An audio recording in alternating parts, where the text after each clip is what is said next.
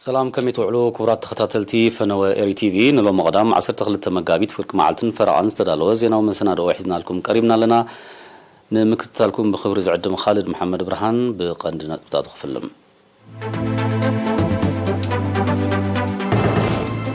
بريزيدنت إيسياس نفلوي لوخ تشاينا أبودات قرن أفريقيا تقبلو أزراريبو أب كتما خرن ولصات تمهارو شامنا كفري شلمات عندما صوت عديلو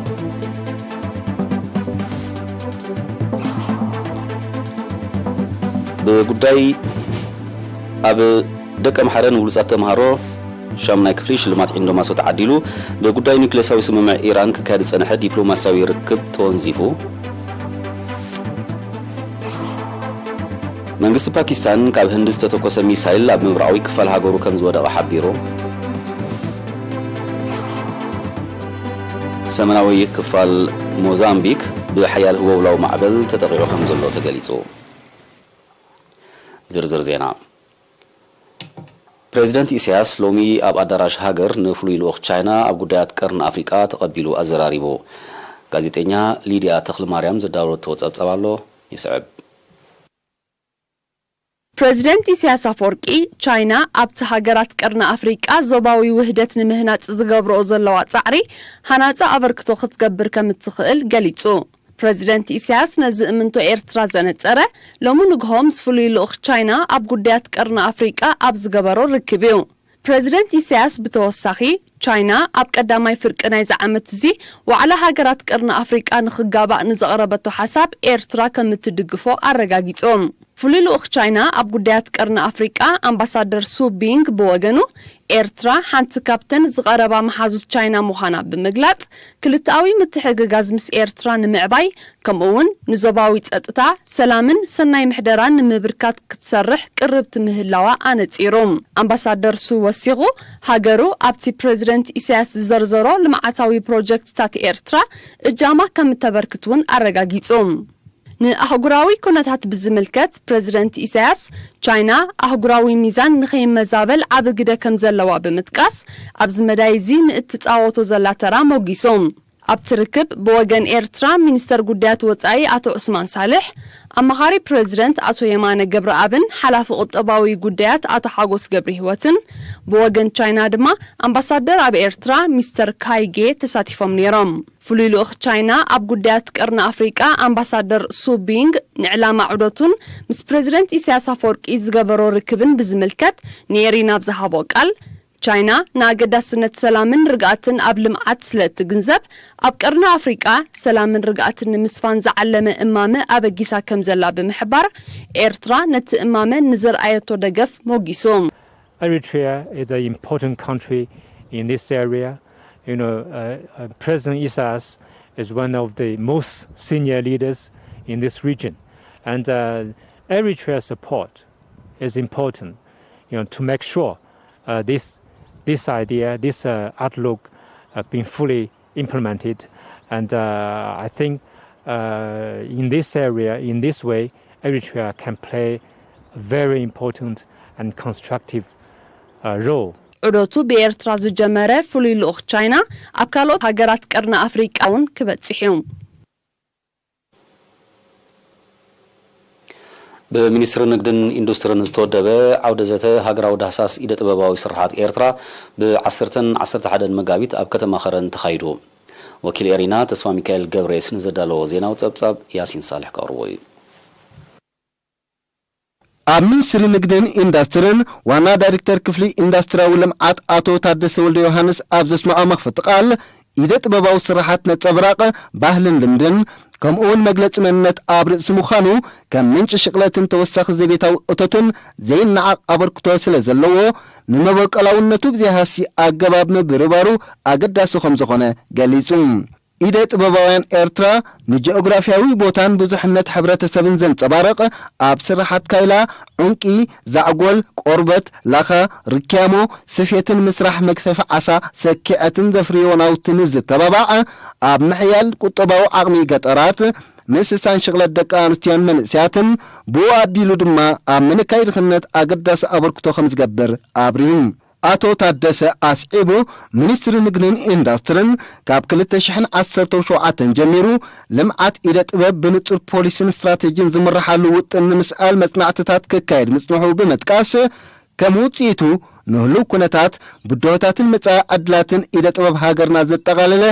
ዓማሚ ሓበሬታ ንምእካብ ካብ 2019 ክሳብ 2020 ዳህሳስ ኢደ ጥበባት ኤርትራ ከም እተኻየደ ኣፍሊጡም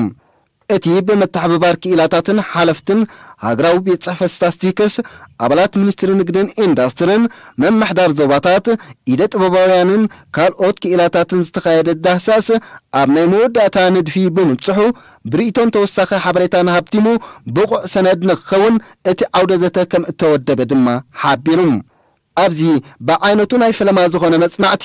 ሓፈሻዊ ድሕረ ባይታ ኢደ ጥበባውያን ኤርትራ መበገሲ ርእሰ ማልን ፋይናንሳዊ ኣገልግሎትን ተወሳኺ ምንጭውቶት ሽቕለት ስልጠናን መሸጢ ቦታን ምንጭ ናውቲ ዕዮን ንጥረ ነገራትን መስራሕ መፍረ ምህርትን ዓይነት ፍርያትን ከምኡውን ብድሆታትን ዕቤትን ኢደ ጥበባዊ ስራሓት ተዘሪቡሎም ተሳተፍቲ ብግድኦም ኢደ ጥበባዊ ስራሓት ምንጭ ኣታው ጥራይ ዘይኮኑ መሰጋገሪ ባህላዊ ጥበባዊ ክብርታት ሃገር ብምዃኖም ዝያዳ ቆላሕታ ክወሃቦም ጉዳይ መሸጢ ቦታ ስልጠናን ናይ ልቓሕ ዕድላትን ክመቻቻእ ንቕድሚት ንምስጋሙ ብምውሃድ ኩለን ዝምልከተን ኣካላት ብዕቱብ ክስራሕ ውጽኢት ኢደ ስራሓት ሃገርና ኣብ ዕዳጋታት ብናይ ወጻኢ ፍርያት ይዕብለሉ ስለ ዘለዉ ኣቓልቦ ክግበር መራኸቡ ብዙሃን ሃገርና ድማ ኣብዚ መዳይ እዚ ኣተኩሮ ጌረን ክሰርሓ ዝብል ርእይቶታት ኣቕሪቦም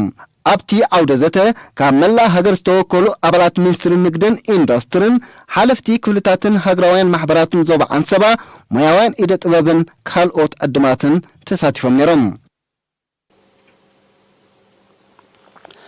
ክፍሊ ውሽጣዊ ሕማማት ሃገራዊ መወከሲ ሆስፒታል ኦሮታ ዝህቦ ኣገልግሎት ብስፍሓትን ዓይነትን ይብርኽ ከም ዘሎ ተሓቢሩ ወኪል ኤሪና ዮናታን ዕብዮ ንሓላፈቲ ክፍሊ ኣዘራሪቡ ብመልክዕ ጸብጻብ ንዘዳለዎ ዜናዊ ትሕዝቶ ፍርቱና ዓንዶም ክትቕርቡ እያ ኣብ ሃገራዊ መወከሲ ሆስፒታል ኦሮታ ዝርከብ ክፍሊ ውሽጣዊ ሕማማት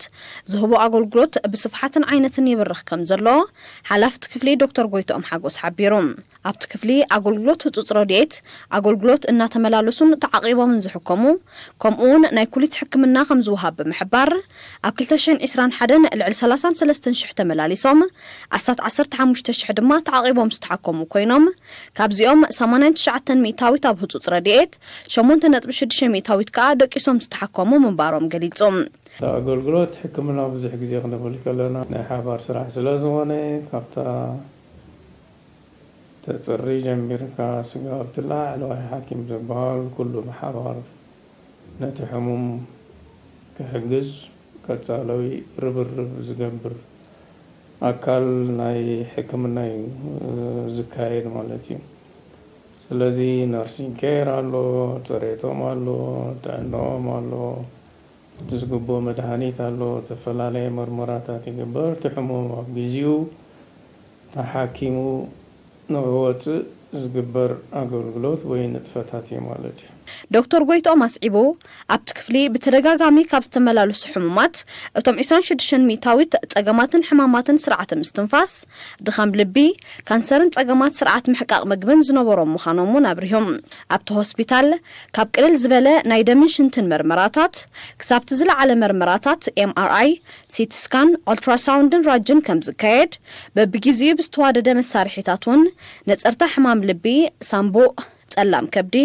ኩሊት ሽኮርን ኮሌስትሮልን ከም ዝግበር ኣረድዮም ኦሮታ ሆስፒታል ካብ ዝናእስ ካብ ዝዓበየ ዝተፈላለዩ ናይ መሳርሒ ንዋታዊ ቀመማትን ተጠቒሙ ነቲ ሕማም ይነጽር ማለት እዩ ካብ ቅልል ዝበለ ናይ ደም ምርመራ ናይ ሽንቲ ምርመራ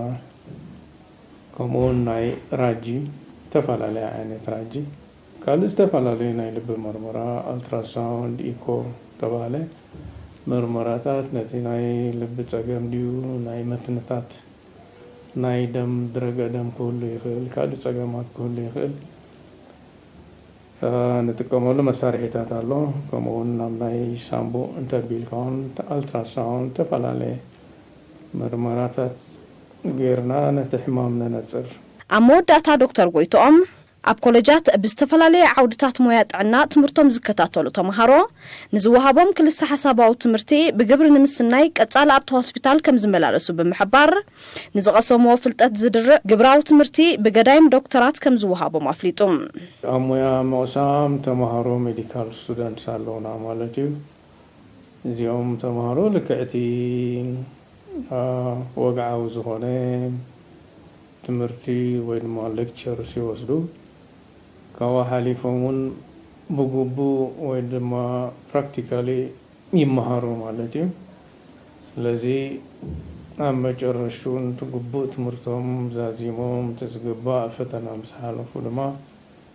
ከም ብቕዓት ወይ ድማ ኳሊፋይድ ሜዲካል ዶክተርስ ኮይኖም ይምረቑ ማለት እዩ ኣብ ከተማ ተሰነይ ዓቕምታት ደቂ ኣንስትዮ ተማሃሮ ማእከላይን ካልኣይን ደረጃ ኣብ ኩሉ መዳያት ብቐንዱ ድማ ኣብ ትምህርቲ ንምሕያል ዝዓለመ ሰሚናር ተኻይዱ ኣብቲ ሰሚናር ኣብዚ እዋን እዚ ዝሓሸ ናይ ትምህርቲ ዕድል ተራሒቡ ስለ ዘሎ ደቂ ኣንስትዮ ብግቡእ ተጠቒመን ክሳዕ ዝለዓለ ደረጃ ትምህርተን ክቕፅላ መምህራን ድማ ኣብ ምብራኽ ንቕሓት ደቂ ኣንስትዮ ተርኦም ክዕዝዙ መዘኻኸሪ ቀሪቡ መንእሰይ ዶክተር ሩታ ዘርኦም ኣብ ዝሃበቶ መግለጺ ንምዕባለ ደቂ ኣንስትዮ ዝዕንቅፁ ኣተሓሳስባታት ድሕሪ ምብራህ ምስጢር ዓወት ኣብ ኣካዳምያዊ ትምህርቲ ኩቱር ድሌትን ንጹር ዕላማን ምዃኑ ኣነጺራ ንምሓዝ ጥዕና ብዝምልከት ኣብ ዝሃበቶ ሓበሬታ ድማ ጎዳእቲ ልምድታት ብፍላይ ከዓ መርዓ ትሕቲ ዕድመ ካብቶም ምቁራጽ ትምህርትን ሞትን ዘስዕቡ ጠንቅታት ምዃኖም ብምሕባር መንእሰያት ደቂ ኣንስትዮ ኣብ ከምዚ ዓይነት ጸገማት ንኸይወድቃ ኩነታት ጥዕነን ብግቡእ ክከታተላን ክፈልጣን ኣተሓሳሲባ ዶክተር ሩታ ሞዳታ መሰላት ደቂ ኣንስትዮ ኣብ ኩሉ መዳያት ህይወት ንምዕዛዝን ኣድልዎ ንምውጋድን ኩሉ ኣካል ሕብረተሰብ ንቑሕ ኣበርክቶ ክህልዎ ፀዊዓ ተሳተፍቲ ብወገነን ኣገዳስነት ናይቲ ሰሚናር ብምጥቃስ ኣብ ኣብያተ ትምህርትን ካልእ ቦታታትን ብስፍሓት ክካየድ ተላብየን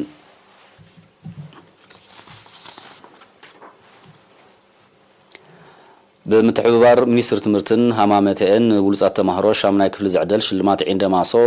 ቀጻልነት ዓወት ተማሃሮን ኣብያተ ትምህርትን ኣብ ምትብባዕ ዕዙዝ ተራከም ዘለዎ ሓላፊ ሃማመተ ኣብ ንኡ ዞባ ደቀ ምሕረ መንእሰይ ፊልሞን መስፍን ገሊጹ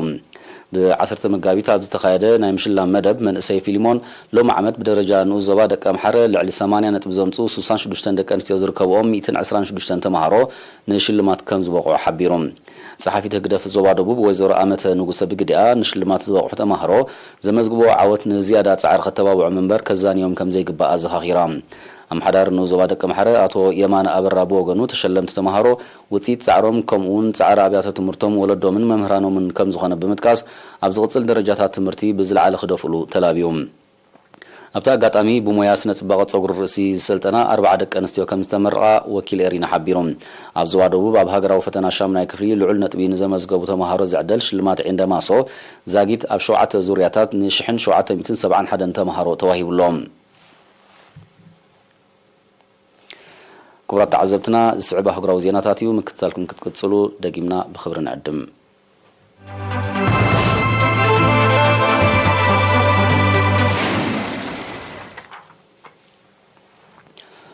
ብጉዳይ ትግባር ኒውክሌሳዊ ስምምዕ ኢራን ኣብ ኦስትሪያዊት ከተማ ቪየና ክካየድ ዝጸንሐ ዲፕሎማስያዊ ርክብ ከም ዝተወንዘፈ ተገሊጹ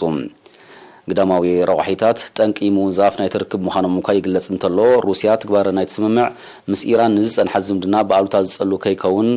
ሓሳብ ኣቕሪባ ምህላዋ ይጥቀሳሎም እዚ ከምዚ ኢሉ እንከሎ እቲ ናይ ምውንዛፍ ስጎምቲ ኣብ ትርክብ ዝሳተፋ ዘለዋ ኢራን ብሪጣንያ ጀርመን ፈረንሳ ሩስያን ቻይናን በብወገነን ነቲ ጉዳይ ክሓስባሉ ግዜ ዝህብ ምዃኑ ይግለጽ ኣሎ ኢራን ውፅኢት ርክባት ከተማ ቪየና ኣብ ውሳኔ ሃገራት ምዕራብ ጥራይ ከም ዝምርኮስ ብምሕባር ኣቐዲማ ኣብ ዘቕረበቶ ጠለባት ጸኒዓ ከም ዘላ ትገልጽ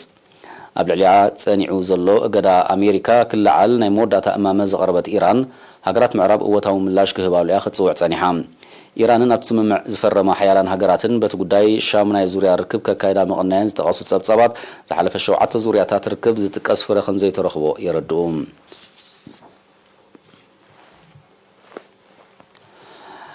መንግስቲ ፓኪስታን ኣብ ሳልስ እዚ ካብ ህንዲ ዝተተኮሰ ሚሳይል ኣብ ምብራቃዊ ክፋል ሃገሩ ከም ዝወደቐ ሓቢሩ እቲ 3 ዕጽፊ ፍጥነት ድምፂ ከም ዝውንጨፍ ዝተገልጸ ሚሳይል ኣብ ህይወት ሰብ ዘወርዶ ጉድኣት እኳ እንተዘይነበረ ንወተሃደራዊ ዘይምቅዳው ክልቲአን ሃገራት መሊሱ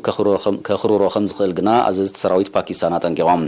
ይኹን እምበር መንግስቲ ህንዲ እቲ ሚሳይል ኣብ መስርሕ ጽገና እንከሎ ብጌጋ ከም ዝተተኮሰ ብምሕባር ኮኔልካ ዝተገብረ ከም ዘይኮነ ነጺሩ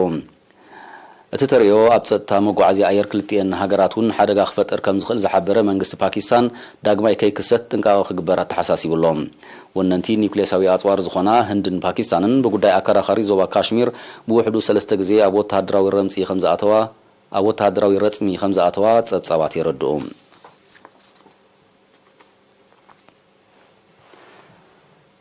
ሰሜናዊ ክፋል ሞዛምቢክ በሓያል ህወውላዊ ማዕበል ተጠቂዑ ከም ዘሎ ካብቲ ከባቢ ዝተፈነወ ዜና ረድዩ ብሰንኪቲ ተፈጥራዊ ሓደጋ ዛጊት ቁጽሮም ዘይተነጸረ ሰባት ዳሃዮም ጠፊኡ ብምህላው ሰብኣዊ ክሳራ ክስዕብ ከም ዝኽእል ግምታት ኣሎ ብዘይካዚ በቲ ሓደጋ ኣብ ትሕቲ ቅርጺ ከቢድ ዕንወት ከም ዝወረደ መንግስታዊ ምንጭታት ሞዛምቢክ ሓቢሮም እቲ ማዕበል ናብ ካልእ ከባቢታት ሃገር ክልሕም ከም ዝኽእል ዝእምቱ ክኢላታት ሜቴሮሎጂ ኩሉ መዳያዊ ክሳራታት ክብል ተኽእሎ ከም ዘሎ ገሊጾም ዞባ ደቡባዊ አፍሪካ ክሊማዊ ምምዝባል ብዘስዓቡ ሓደጋታት ህወውላዊ ማዕበልን ዕልቕልቕን ብተደጋጋሚ ከም ዝጥቃዕ ጸብጻባት ይረድኡ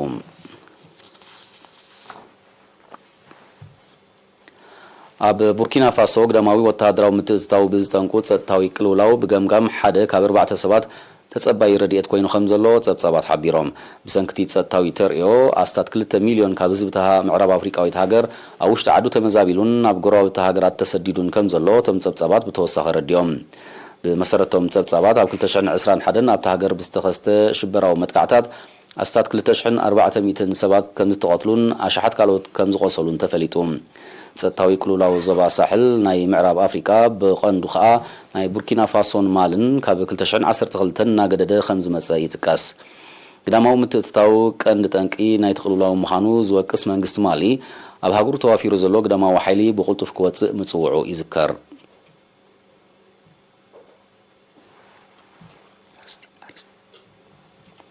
ዝኸበርኩም ተኸታተልትና ንሎሚ ቀትሪ ዝተዳለወ ዜና ንምፍጻም ኣርስታቱ ክደግመልኩም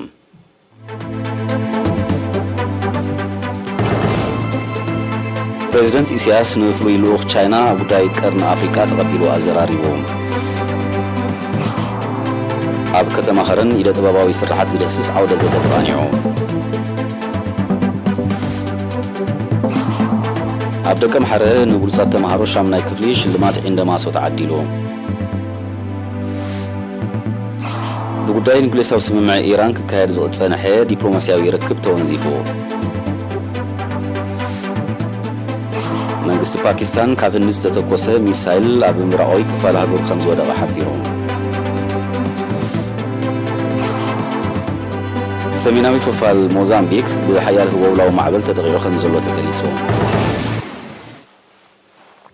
ዝኸበርኩም ተኸታተልትና ንሕጂ ዝተዳለወ ዜና በዚ ተፈጺሙ ድሓን ዋዕሉ